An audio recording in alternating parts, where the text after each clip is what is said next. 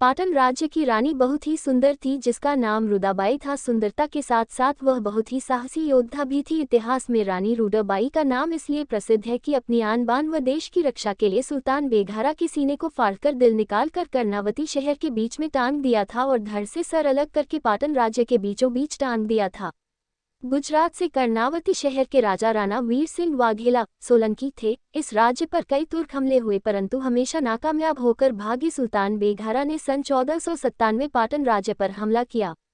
राणा वीर सिंह वाघेला के पराक्रम के सामने सुल्तान बेघारा की 40,000 से अधिक संख्या की फौज 2 घंटे से ज्यादा टिक नहीं पाई। सुल्तान बेघारा जान बचाकर भागा। असल में कहते हैं सुल्तान बेघारा की नज़र रानी रुदाबाई पे थी। रानी बहुत सुंदर थी। वो रानी को युद्ध में जीतकर अपने हरम में रखना चाहता था। सुल्तान ने कुछ वक्त बाद फिर से लड़ाई की तैयारी की और बहुत बड़ी सेना लेकर हमला किया। इस बार सुल्तान बेघारा ने कूटनीति से काम लिया और राज्य के एक साहूकार को लालच देकर इस राज्य की सारी गुप्त सूचनाएं प्राप्त कर ली।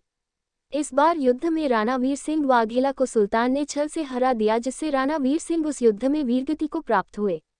राणा वीर सिंह के वीरगति को प्राप्त होते ही सुल्तान बेघारा रानी रुदाबाई को अपनी वासना का शिकार बनाने हेतु राणा जी के महल की ओर 10,000 से अधिक सैनिकों का लश्कर लेकर पहुंचा और रानी रुदाबाई के पास शाह ने अपने दूत के जरिए निकाह प्रस्ताव रखा। रानी रुदाबाई ने बहुत ही हिम्मत व सब्र से काम लिया। रानी रुदाबाई ने पहले से ही धनुर्धारी वीरांगनाएं तैयार की हुई थी, जिससे समय आने पर महिलाएं भी युद्ध में अपना पराक्रम दिखा सके। रानी रुदाबाई ने महल के ऊपर छावनी बनाई थी, जिसमें लगभग 2500 धनुर्धारी वीरांगनाएं युद्ध के लिए तैयार बैठी थी, जो रानी रुदाबाई का इशारा पाते ही लश्कर पर हमला करने को तैयार थी। रानी रुदाबाई ने निकाह प्रस्ताव को स्वीकार किया और सुल्तान बेघारा को महल द्वार के अंदर आने का नेता दे दिया।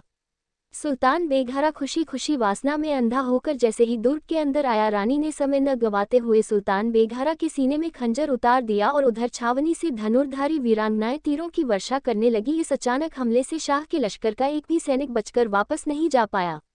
रानी रुदाबाई ने सुल्तान बेघारा का सीना फाड़ा और कलेजा निकाल कर कर्णावती शहर के बीचों बीच लटकवा दिया और यही नहीं, उसके सर को धड़ से अलग करके पाटन राज्य के बीच टंगवा कर यह चेतावनी भी दे दी कि कोई भी आक्रांता भारतवर्ष पर या सनातनी महिला पर बुरी नजर डालेगा तो उसका यही हाल होगा। इस युद्ध के बाद रानी रुदाबाई ने राजपाट सुरक्षित हाथों में सौंपकर कर जल समाधि ले ली, ताकि कोई भी तुर्क आक्रांता बदले की भावना से उन्हें अपवित्र न कर पाए। ये देश नमन करता है रानी रुदाबाई को। गुजरात के लोग तो जानते होंगे इनके बारे में।